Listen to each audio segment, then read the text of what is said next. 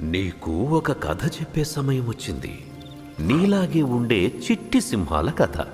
సింహాల కథ అంటున్నావు అంటే మమ్మల్ని వదిలేసావా? మా గురించి గొప్పగా చెప్పడానికి ఏం లేదా, మా కథలో చెప్పు బాబు.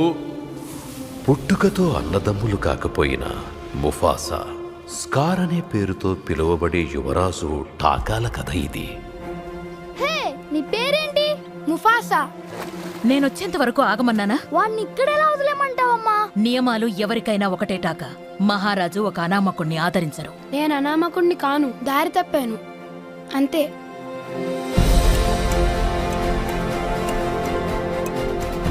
బయట వాడెప్పుడు పగవాడే దూరం పెట్టాలి. టాకానే మన కాబోయే రాజు. రాజవంశాన్ని మనం కాపాడుకోవాలి. కానీ నాన్న, నేను ముఫాసాని కాపాడాను.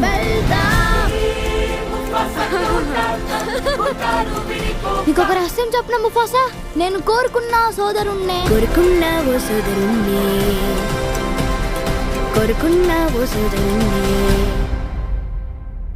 అప్పుడప్పుడు ఈ చల్లని గాలి నా ఇంటి నుంచి వచ్చే జ్ఞాపకాల్ని గుర్తు చేస్తున్నట్టు అనిపిస్తుంది.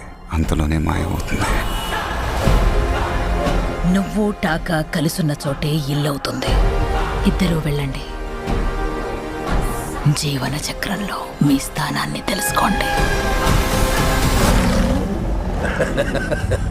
ఆ చక్రం ఇప్పుడు ముక్కలయ్యింది. ఇక ఈ అడవికి ఒకడే రాజు, అది నేనే. ముఫాసా, పారిపో!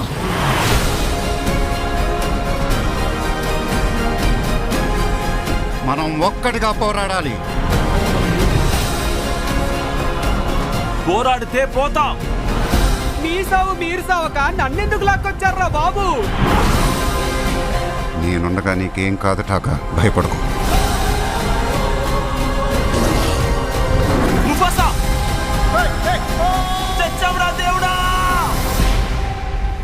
బతికిపోయాం. మనల్ని కాపాడింది నేనే. ఇందాక ఇది అన్నావే.